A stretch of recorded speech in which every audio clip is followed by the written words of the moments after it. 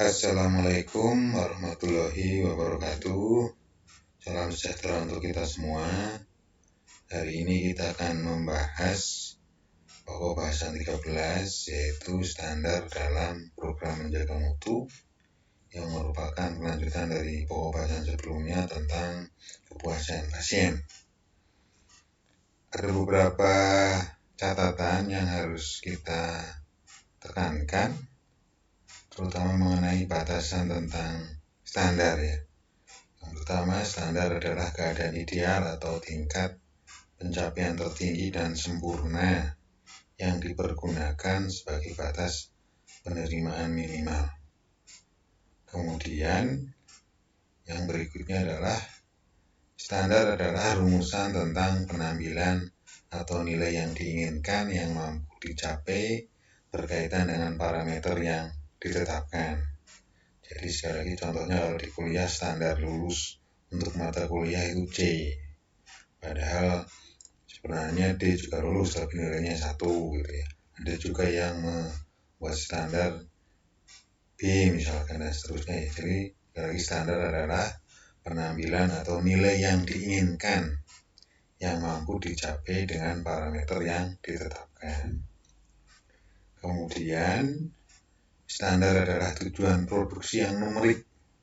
Lazimnya ditetapkan secara mandiri, namun mengikat yang dipakai sebagai pedoman untuk memisahkan yang tidak dapat diterima atau buruk dengan yang dapat diterima. Jadi standar penerimaan PNS misalkan, standarnya berapa? Minimal IPK-nya 275. Kalau kurang dari itu berarti syaratnya tidak masuk.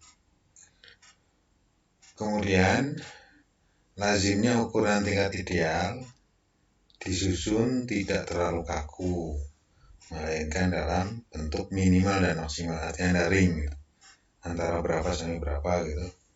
Kemudian penyimpangan yang terjadi tapi masih dalam batas-batas yang dibenarkan disebut toleran. Ini berkaitan dengan standar yang menunjuk pada tingkat ideal yang dicapai. Untuk memandu pelaksana program menjaga mutu, perlu disusun apa yang disebut dengan protokol atau pedoman atau petunjuk, yaitu pernyataan tertulis yang disusun secara sistematis dan dipakai sebagai pedoman oleh para pelaksana dalam mengambil keputusan dan atau melaksanakan pelayanan kesehatan. Makin dipatuhi protokol, makin tercapai standar yang ditetapkan. Hari ini kita mungkin sudah mulai familiar dengan protokol kesehatan, prokes, pedoman tertulis bagaimana menghadapi pandemi. Ada protokolnya ya, ada 3M, sekarang malah jadi 5M. Kemudian untuk mengukur indikatornya ditetapkan, ada indikator ukuran kepatuhan terhadap standar yang ditetapkan. Kemudian ada syarat program menjaga mutu, ada 7 syarat, bersifat jelas, masuk akal, mudah dimengerti, dapat dicapai, absah, meyakinkan, mantap, spesifik, serta implisit. Jadi ada 7 syarat dalam program menjaga mutu. Bersifat jelas artinya dapat diukur dengan baik. Kemudian masuk akal, artinya standar itu ditetapkan tidak terlalu tinggi. Karena kalau terlalu tinggi maka mustahil dapat dicapai. Misalkan IPK Anda itu harus 4, kan mustahil walaupun dapat ya, tapi agak susah gitu. Kemudian mudah dimengerti artinya jelas atau tidak berbelit-belit. Berikutnya dapat dicapai, artinya syarat itu harus dipenuhi sesuai dengan kemampuan atau situasi serta kondisi organisasi yang dimiliki.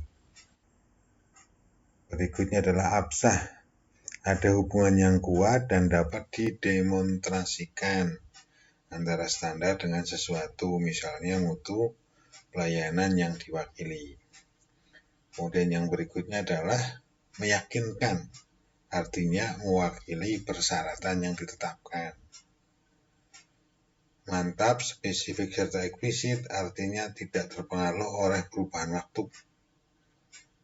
untuk suatu jangka waktu tertentu. Jadi kalau sekarang IPK 3,5 hari ini aman gitu. Apakah ke depan aman enggak? Sebenarnya secara jumlah ya tetap aman ya, karena IPK kan 0 sampai 4 gitu.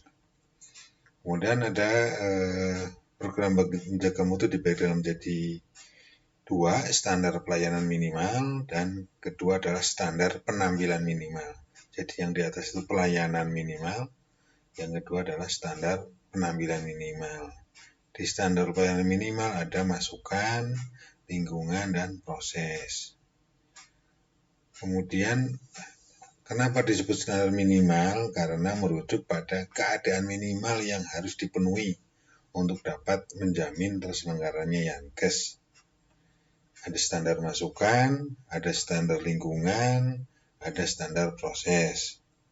Kemudian standar penampilan minimal atau disebut dengan minimum performance standard, menunjuk pada penampilan yang dapat diterima. Standar ini menunjuk pada unsur keluaran atau disebut dengan standard of output atau standar penampilan. Berdasarkan prioritas, maka program menjaga mutu menjadi 3 ya. Yang pertama program menjaga mutu prospektif, kemudian yang kedua adalah program menjaga mutu kongruen, dan ketiga adalah program menjaga mutu retrospektif. Kalau prospektif, perhatian utamanya adalah pada standar masukan serta standar lingkungan. Di antaranya itu ada standarisasi, perizinan, sertifikasi, akreditasi. Artinya kalau prospektif itu fokusnya adalah dari masukan dan standar lingkungan. Kemudian yang kongruen, perhatian utamanya adalah pada standar proses, yakni memantau dan menilai tindakan medis maupun non-medis yang dilakukan. Memang untuk kongruen ini paling sulit dilaksanakan karena ada faktor tenggang rasa kesejawatan atau istilahnya tidak enak ya. Tidak enak atau kalau bahasa Jawa itu ewuh pakai wuh, nggak enak sama teman lah kira-kira itu. Kemudian yang retrospektif, perhatian utama ditujukan pada standar keluaran, yaitu memantau dan menilai penampilan pelayanan kesehatan. Contohnya di sini adalah review rekam medis atau menilai catatan medis, review jaringan, dan survei pelanggan. Ini review rekam medis, ada review pemakaian obat, review kasus, kemudian ada review jaringan, penampilan pelayanan dari jaringan yang diangkat. Survei klien itu sama dengan pembahasan sebelumnya tentang menilai pandangan pemakai jasa dengan menggunakan survei baik informal maupun formal. Ini secara lebih jelas program menjaga mutu itu ada 3 tadi, program menjaga mutu prospektif, kongruen, dan retrospektif. Ini yang prospektif ke depan, kongruen yang sedang dilaksanakan, kemudian retrospektif yang sudah dilakukan ya. Ini ada teamwork, ada peer group, bedanya teamwork sama kalau teamwork itu kerja kelompok, peer group berarti kelompok ahli lah kira-kira itu ya. Ini standar masukannya yang tadi ada standarisasi, kemudian perizinan, sertifikasi, akreditasi. Jadi kalau ini yang di awal ya, ini pas dilaksanakan ini yang sudah. Kemudian indikatornya ada indikator persyaratan minimal dan indikator pelayanan minimal. Indikatornya indikator masukan, indikator proses, indikator keluar. Jika terjadi penyimpangan maka dicari penyebabnya apa. Kalau ini juga sama ya, kalau ada penyimpangan masalah mutu Yankes dilihat ya, apakah penyimpangannya itu berkaitan dengan mutu Yankes.